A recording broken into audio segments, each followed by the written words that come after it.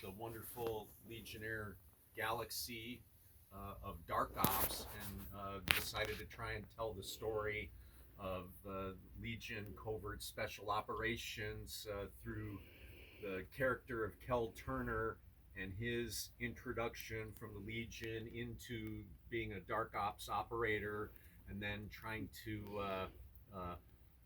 fill in the color of the world of what actually constitutes special operations in a unit that has a responsibility for its operational areas being the entire galaxy and the things that they do. And 5 books that we've published, 6th on the way, more short stories coming.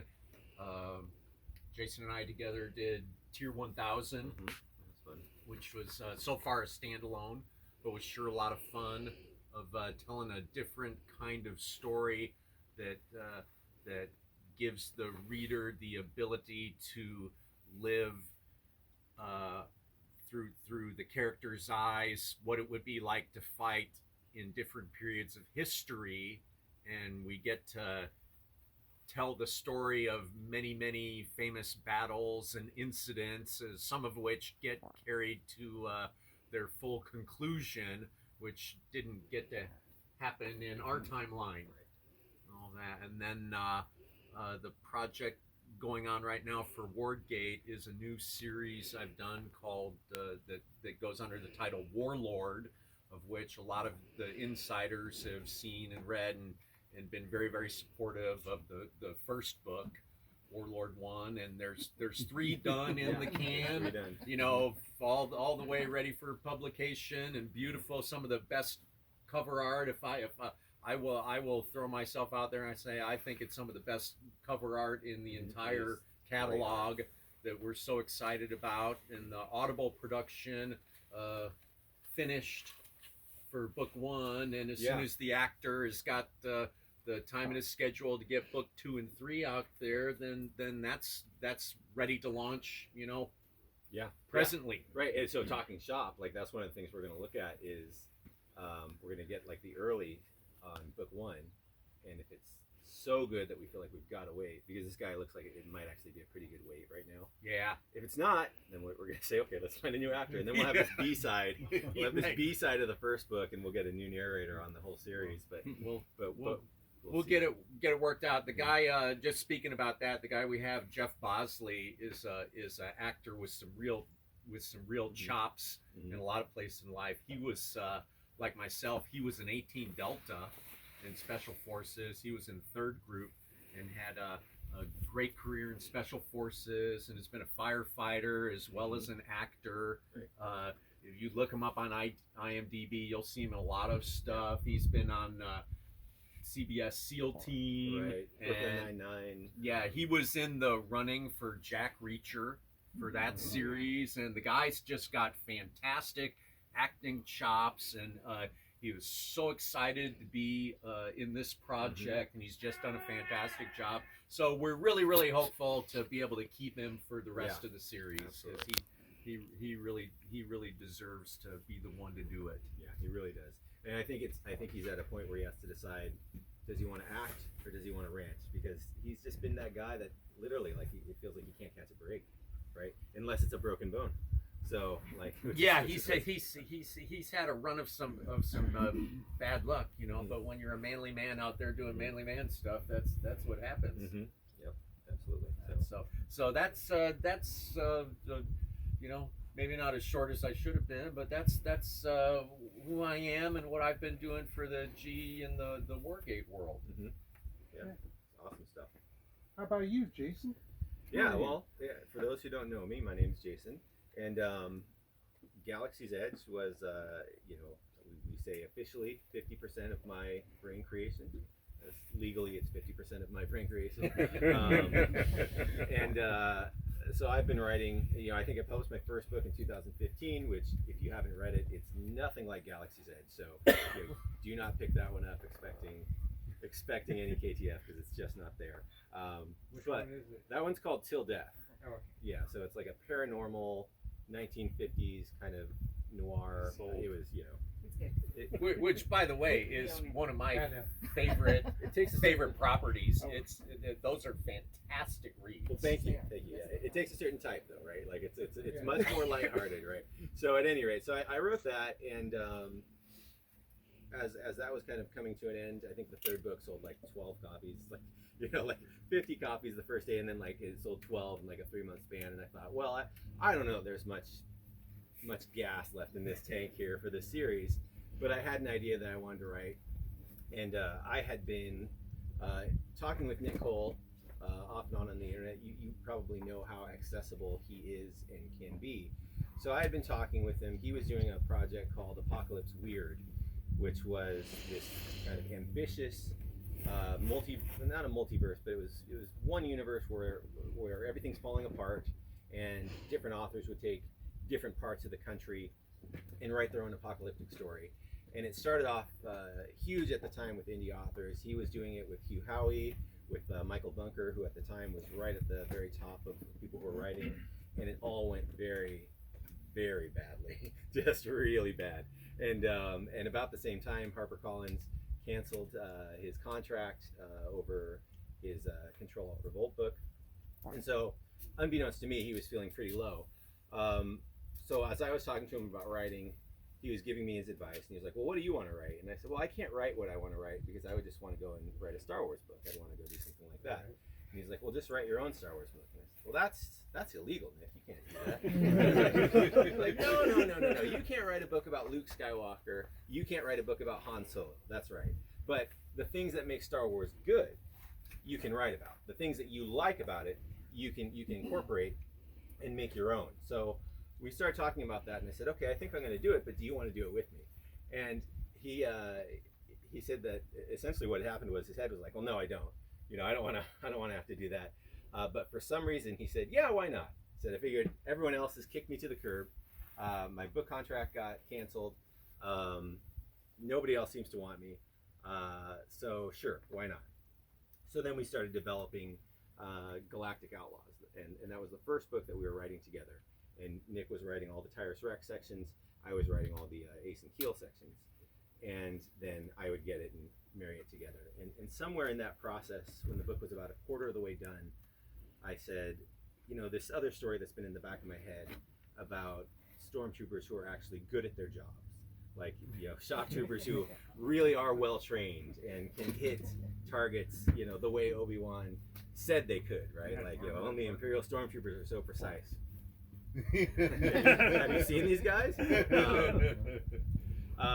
So I started writing Legionnaire on the side, and I had the galaxy as a dumpster fire as that opening line that was burning a hole in my head. And I sent it to a friend, and I said, hey, what do you think of this? He said, I think I want to read what happens next. So I kept working on that, and that ended up getting finished before Galactic Outlaws got finished. We sent it to our insiders. They all liked it, and we decided, let's go ahead and make that Galaxy's Edge book 1 and see what happens. And what happened was all of you responded in ways that we could never imagine. I remember I was at dinner with the pastor of our church and a young man that was looking to candidate to be like the associate pastor. I'm telling the truth. I don't know where this is going. And my phone just started like pinging and ringing and just over and over again. And other authors I knew were telling me, Legionnaire is in the top 1,000, which was a big deal. Top 1,000 Amazon rank. Now it's in the top 500. Now it's in the top 50. And I was just looking at it, I was like, wow, this is crazy. And we expected it just to last a day and go away. And it just kept selling. And people kept telling their friends about it. And it grew from there. So really ever since then, I've been working on Galaxy's Edge as a writer. I was doing the day job / night job as a writer for a couple years, burning the candle at both ends. And now it's been about 3-4 years since I just said I've got to write full time and run this company full time. And it's been a blessing, and it's been a blessing because of you guys, though, first and foremost, because you guys are here, and so it's really awesome to see you all, and it's really cool just to see the faces behind the people that we get in emails, people that I, in a weird internet way, think of like, oh, that's my friend, because I see the names all the time, like everything that goes over. My boys run the shop, but I kind of overview everything from the top down, and then I say, you package because you're not as important as me, and then they go and put everything in the package. But I see all the names, and so every time I'm getting a face, like a name like Liz, it's really cool because I'm seeing your name since I'm Royce in the back. Royce. Same thing. So, at any rate, that's where we are. That's where I came from writing wise. There's a longer version, but that's the better version that I just gave. What would you guys say, whoever wants to pick this up, is the biggest learning experience that you've had throughout this whole journey? I'll let you go first, John, because I just talked. You know, there's two aspects of it. You know, there's the writing aspect, which everybody's probably got the same process in the same way that their process is different. What I mean by that is, you know, however you take inspiration, wherever, you know, whatever you put into yourself, trying to create a story that you think is going to entertain, is going to capture somebody. Who is this guy? The very famous author who wrote Legends of the Fall, and you know he's done all kinds of stuff. Most of his stuff's been made in movies. He's a dude from Michigan, and I read about him once where he said, you know, Legends of the Fall. He wrote that novella in a weekend, and then he self-edited it a week later, and he changed one word, and then he sent it to publish. To which I say, hey man, screw you, all right? Because, you know, it's like just, you suck, okay? Because let me tell you, it's like my process is when I'm writing, and I'm always writing when I'm not, you know, doing my other jobs. But for me, it's, you know, learning how to write, it's like 5, 6, 7 hours a day where sometimes I've only got 1,000 words. Where I have written and rewritten and rethought that 1,000 words for hours till I get what I want. There's some days where you sit down and I wake up in the morning and I know exactly what's going to happen, and that's a 5,000 word day, and those are great days. But that's not every day for me. So when I usually try and shoot for something that's like 100 to 120,000 words. Part of it because, like for the Audible production, that means it's kind of 100,000 words comes out to about a 10-hour production, you know, for the listener, which is a good target. So trying to craft that story, you know, what I learned is a lot of people have the same process. I know the beginning, I know the end. What happens in between, you know, that's the inspiration, and that's where it comes by just being in front of the keyboard and working. And there have been some books I've done that have been, every morning I get up and I know what's going to happen. I know how I'm going to tell the story, and it just pours out of me. And in 8 weeks, I've got a 120,000 word book. And then there's some of them where there's 4 to 5 months of work of crafting and recrafting to try and get the tight, entertaining story that I know somebody's going to dig because it's what I would want to read. So that part of the learning process is that writing, at least for me, it's just work. It's like any day I'm not writing is I'm losing ground, right? If you can't think of it like a battle, you can't think of it like you're taking an objective, because then it just becomes really, really toiling, grueling kind of work. But for me, I have to put some kind of work on that story every day so I'm not losing ground. You know, when I have to split and go, you know, be doing a project where I'm training somebody in my other job and I'm working with an agency for a couple weeks and I come back, sometimes I've got to sit down and now I've got to read the whole story from beginning up to wherever I'm at, 60, 70, 80,000 words to be able to pick back, and that kills time. So part of that learning process, I'm sorry? Do you ever change the story when you come back? Like, be like, well, maybe I didn't want to write it that way. It's rarely happened like that. Or there are parts, or you know, you get to a point and say, here's a place where now I should go back to this scene and I should touch it up to foreshadow what's coming, to engage the reader. And there's stuff like that happens. There's stuff like that happens all the way up through final edit. It's not big things. Sometimes it's a sentence. Sometimes you're just taking a section out of somewhere and moved it somewhere else for the story. But that's continually happening. And you know, I'll say this. It's a long answer to a short question, but it's like, you know, it's like somebody really brilliant told me, you know, not even War and Peace was written correctly. Yeah. You know, it's right. There's no book that I get it, edit, back and forth with my editor. We go through there and go like, it's just as great as it needs to be, and it needs to go out. Because you could spend 2 years diddling with it and trying to make it better. And have you really done it? Is the story going to be any more entertaining, or is it really? The answer is probably not. But that's more of learning about the writing process, knowing where I've told the story I want to tell, I like it, and it's good. The other aspect about the learning process past the writing is the publishing aspect of it. It's like, how do you get your product to the marketplace? And that has been like the biggest part of the learning curve. Now, for a first-time author like me, I'm in a very, very privileged position. I didn't have to go out there and like reinvent the wheel for myself. I had Jason, right? Being part of that family and having Jason as my boss for all of that, you know, they like, you know, blazed that trail. You know, he's really got in there and figured it out. So part of it is like, right, just for education is like, you know, some people may not be aware of this. You know, the biggest part of the market for that product is not, you know, it's not the print form. It's barely even the digital form that you read on Kindle. It's Audible. I mean, as far as like who are the, you know, who are the people dispersing the biggest parts of the money, it's Audible.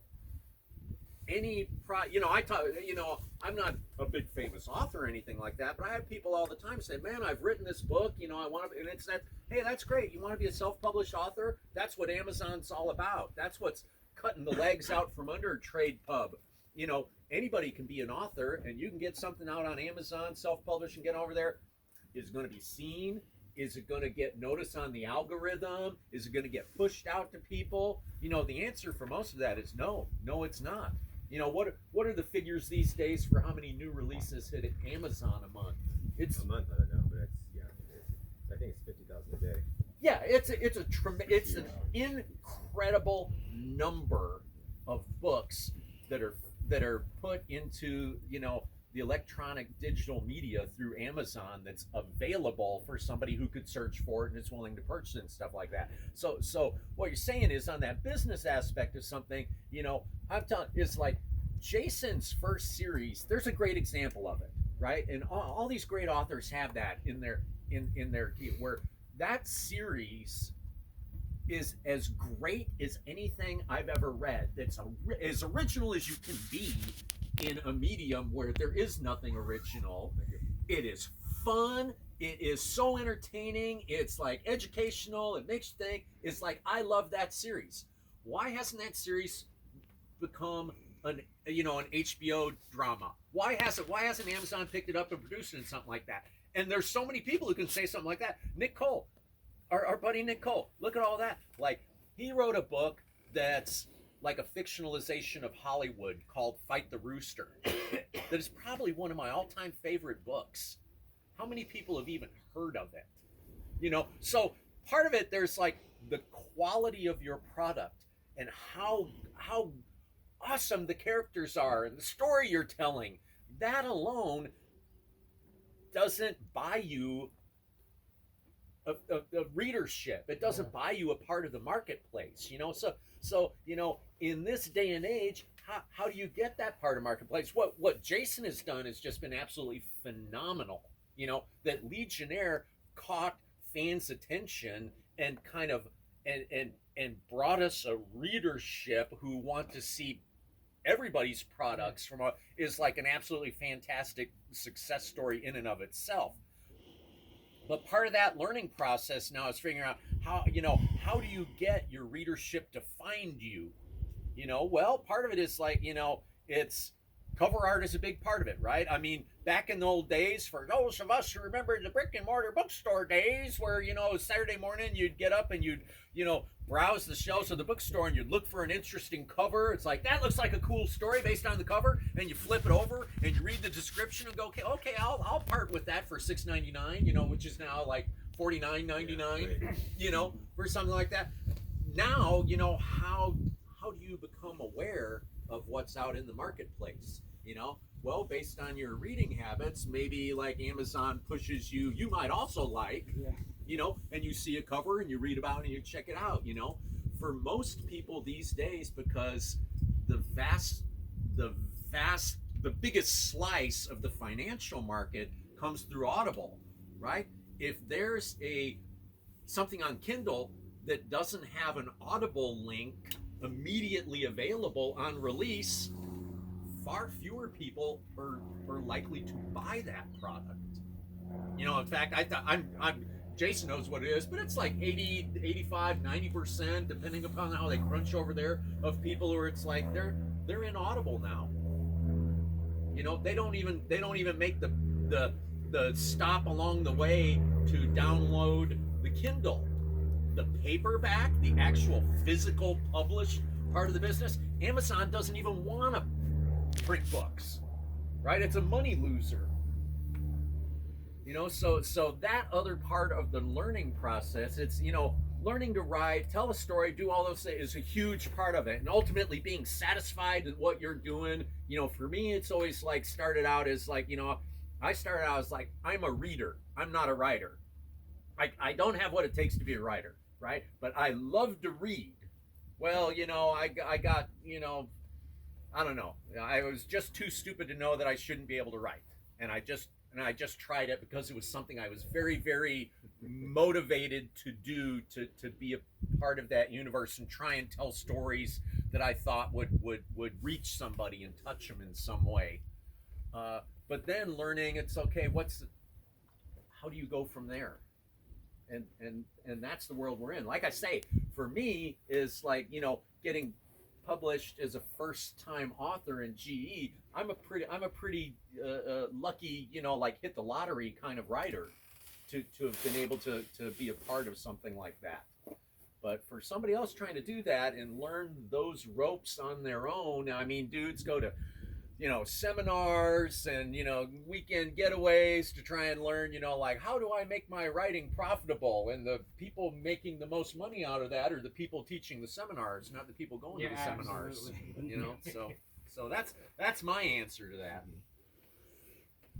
What was the question? Oh, I'm sorry. Now, we had a question and I blew it off. Oh, no. I wanted to hear the answer to what you were already saying. From a business standpoint, as an author, what is the most profitable per unit? Is it the print book? Is it the digital copy? Or is it the Audible? So it's a complicated answer. If you're looking at it in a vacuum, the print copies give you the most royalty per sale. The Audible, the audiobook is roughly on par with the ebook as far as royalty goes. Where the audiobooks make you money comparatively is, you have an audience that is fairly substantial. They had up to 2020, audiobooks were seeing a 30% growth annually. So people were just flocking to audio, and that's also coincided with, you see how big podcasts are compared to when they were just kind of this weird sort of fringe thing. We spend more time in our cars. If you drove on I-5 at all, you kind of understand how much time people spend in their car here. And so it's just easier. Like, a lot of the books I listen to are ones that I know I wouldn't get to if I was reading. And I do like to read physical books a lot, but I tend to keep those for things I want to write notes in, maybe more like academic or academic books, nonfiction books. But like, if I want to read Shogun and I see my grandma's like Shogun novel, which is like this, I'm like, no, I'm just gonna go ahead and listen to the audiobook. This is, this is the only way I'm gonna get through this.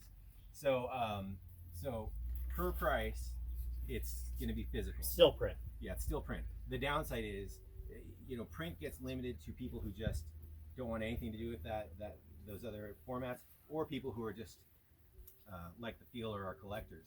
And so it's just a smaller marketplace size than the people who buy ebooks or the people who buy audiobooks. If it switched, all the trade publishing houses would be, super rich again. But that's not going to happen anytime soon, I don't think. Well, they're money laundering anyway. The trade pub is nothing but a money laundering organization anymore. Why some retired politician is getting a $17 million advance, on their life story that a ghostwriter wrote for them and all of that. That's because they've got a stable of dozens and dozens of authors who their share of their work that they're taking home is pennies, and they're taking all that money and laundering it into gifts to their political favorites. Quite frankly, that's not my opinion. That's pretty much fact. Yeah, absolutely. It's like a little bit more to do the Audible too, isn't it? Because you gotta record it and everything else. Yeah, I mean, if you're doing it in house, there's a higher production. The art costs are going to be a wash. They just have to. The formatter just now gives you 3 versions. Here's your print version, your ebook version, and your audio version. But you do have to, if you're doing it yourself and you want to control it completely, you have to pay the actor or the narrator to do the work. You have to pay the studio to produce it. And honestly, that's one of the reasons why we decided to do Forgotten Ruin on our own, because we had signed these deals with these mega publishers. Yeah. And I don't know, if you listen to some of them, like The Best of Us or some of the early ones, I think one of the Tyrus Rex books, this is, Audible Studios, the big audiobook publisher, and they couldn't even get the sound check right. We're like, all right, what? If you can't do it right, I guess we gotta do it ourselves. Who did you outsource this to? A couple of goes to be like, okay, I'm used to her voice in this story now. Right. Yeah. Exactly. So there is a higher cost there, and so for a starting writer, it's a big cost. Yeah. The way audiobooks, just inside baseball talk, but the way audiobooks are paid out to the narrator is they get paid per finished hour, and so however long your audiobook is, they get a set amount for each hour of length that audiobook is. And the big guys, like an R.C. Bray, something like that, they're probably like $1,000 to $2,000 per hour is what they get. They're all in the Screen Actors Guild, so in addition, you're paying into their pension as well, so that's a little bit of an additional cost. But that's the high end. And then you have if you ever see a book with a really big actor, like when COVID hit and Nathan Fillion was doing some books, they get even more money per finished hour. Morgan Freeman's going to be expensive. Yeah, exactly. That's how I found DE was R.C. Bray narrated something else. And that was a huge blessing the way that happened. We can just kind of riff here, but when I wrote Legionnaire, I had been listening to a lot of audiobooks, combat memoirs, and Ray Porter narrates a lot of those. And so the entire time I'm writing Legionnaire, I'm hearing Ray Porter's voice in my head. And I'm like, oh, he did a good job. So we at the time were 2017, 2016 really, when this was getting ready to go, audio wasn't as big as it was as it is now, and so it was kind of an afterthought.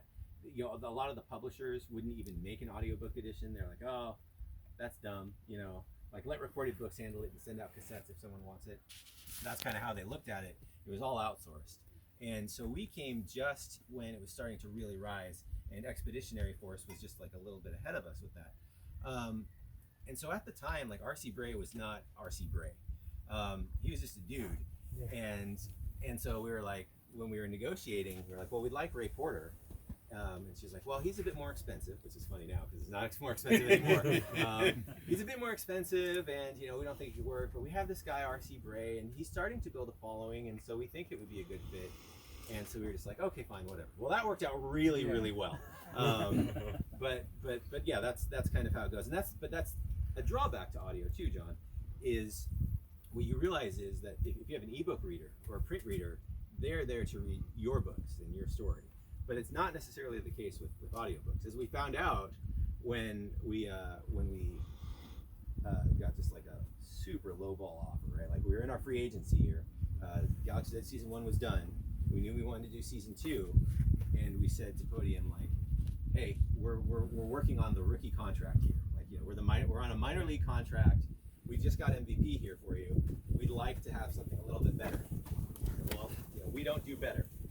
Well, well, we think we can do better. So we talked to Bob, and he was like, yeah, I'm doing more of my own stuff. And so we went to Audible Studios, and they're like, oh yeah, no problem. We can get RC Bray. We work with them. Well, something happened, and they don't work together anymore at all. I remember it going through who was going to do the second season. Exactly, yeah. Something happened. They said, but we can get you a reporter. I'm like, okay, we'll get a reporter.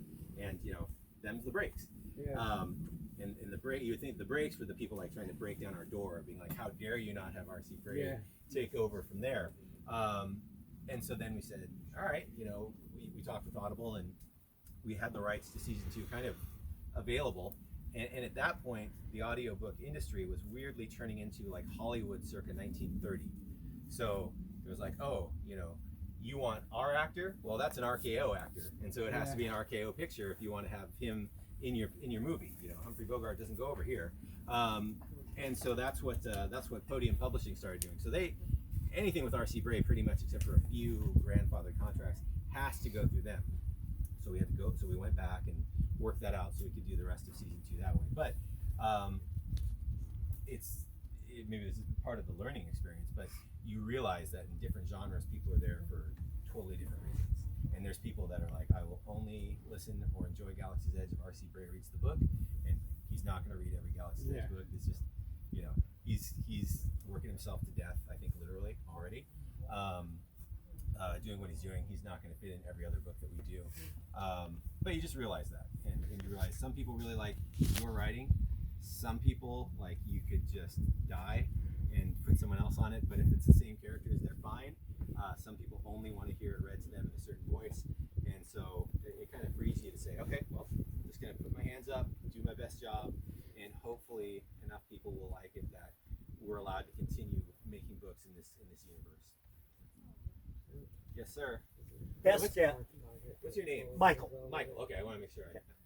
People I should be So able to know. your best guess, because I know this isn't what you do, but for the people that are thinking, oh, I can be a voice actor. How many hours do you think they put in the studio to get a published hour? Yeah.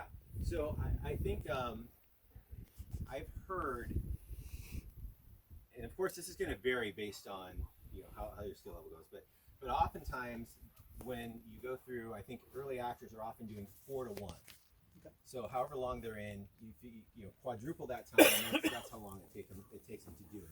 Like for you insiders, like when I read Hard Target, I make no bones about the fact that I'm like, all right, this is one take Johnny, we're going right here. Maybe it's good, and then we're moving on. But you can't do that if you're doing an audiobook. If you love the line, you have to stop, you have to go back to a start point and go over. And there's times where when I've read, even in my limited experience, when I've read something, I've got the inflection down and it sounds really cool, and then I say it and I sound like I'm handicapped. I'm like, well, okay, moving on. It's like, but if you're doing it professionally, you stop and you say, no, it's supposed to sound a little bit more steely. No, stop, no, like this. And so that's kind of what they have to do and what they have to go through. But so it's a steep learning curve. And I heard that actually when I was talking to Jeff Bosley. He was like, I love doing it, but I did not realize how long it would take me to do it. Because you read the book and you're like, okay, this will be 15 hours. I think Warlord is probably going to be just shy of 20 hours. It's a 200,000 word book. Right. So right around 20 hours. So you think, oh, okay, that's a week in the studio. I'll pull 5-hour days, and the 5th day we'll catch up. And like, a month later, he's like, okay, well, I see. Mistakes are made. Well, especially with some of the talent, the listener.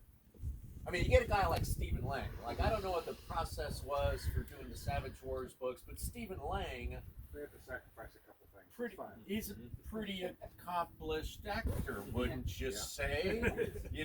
When you listen to him, it is so flawless to me and well acted and emoted. I mean, it's just a fantastic job. But for an individual who's as professionally accomplished as he is over so many decades, I bet that dude was pretty much a one-take guy in so much of what he did. Sure. But I mean, that actor is he's not cold reading that material, right? So it's like the guy who did the Dark Operator books, Even Dexter, I think. Steven sent me an email, which usually the talent doesn't even communicate with the author. You know, it's not like there's not like a firewall between us, but I mean everybody's got their job to do, and they just kind of take it. But these well, Audible actually actively discourages authors and narrators to talk. So like it's the rebels who kind of talk, you know, without them knowing. They're like, oh, can you do this? And you're like, yeah. Do you want me to send it to you? Like, you can't send it to me. You have to send it to them so that they can send it to me. Otherwise, they won't hire me again. So with some of them, like that there is a little bit of a firewall. But like Stephen Dexter, who is he's a wonderfully accomplished actor, does so much stuff, and his big market is romance novels. Kind of a departure for him going into the military science fiction world, right? Stephen sent me an email after he did the first book, and he says, John, I hope you're not going to take an issue with this, but, you know, and he told me some very specific things that he did with the characters, and, like, there's a big reveal in the story in the first book where it's kind of like, you know, where the character is telling a story first person about his experiences in a specific campaign that leads to him being in Dark Ops, and he has some interactions with people who become very important in his life later that are told throughout the story. And he says to keep it a surprise, because the guy's a covert operator, when I'm in those parts, I gave that guy a different accent. And then in the end, when you reveal who that person is, who we've met earlier in the book, I shift into what his normal voice is. I said, and when I read all of that, my first take was, this guy cares. This guy cares about that product. This guy had to have read that 150,000 word book in the form of a script many, many, many times. Jeff Bosley, the same thing, doing Warlord, sent me a message and said, the whole thing, he has it printed out. I mean, it's like a phone book that he's reading off, and he says, I've been through this material a dozen times, and I hear these different characters, and I have voices. He's like, man, I just hope that you're going to be pleased with what I've done with that. Now, I can tell you that a lot of talent out there doing that for an hourly wage do not go to that amount of trouble to absorb that material to tell the story. And when you're lucky enough to have an actor who does all of that, those people are gold. So I just want to comment that I do love that in some of the books where there will be outtakes at the end, which and it reminds me a bit of seeing, hanging out and watching the end of a Marvel movie, right? Was that intentional, or was that just to get the hour count up? Yeah, that's 100% the publisher, Podium, and that is also 100% a way to make the run length look longer. Okay, that's what I mean. So it's nice that you like it. It is still awesome. Okay. So thank you guys for doing that. They didn't even ask us; they just did it. So, so we're glad that people like it. But yeah, that's just something that they started doing. I was wondering if that had to do with the runtime. Okay. Yep. Well, but all of this, it's really good because when we're on Insiders or on the GE fan page on Facebook or things like that, there's a lot where great people say like, hey, when is this coming out? Or why haven't you done all of this? Or, why didn't you have the actor do this? Or why didn't you go over that? And part of it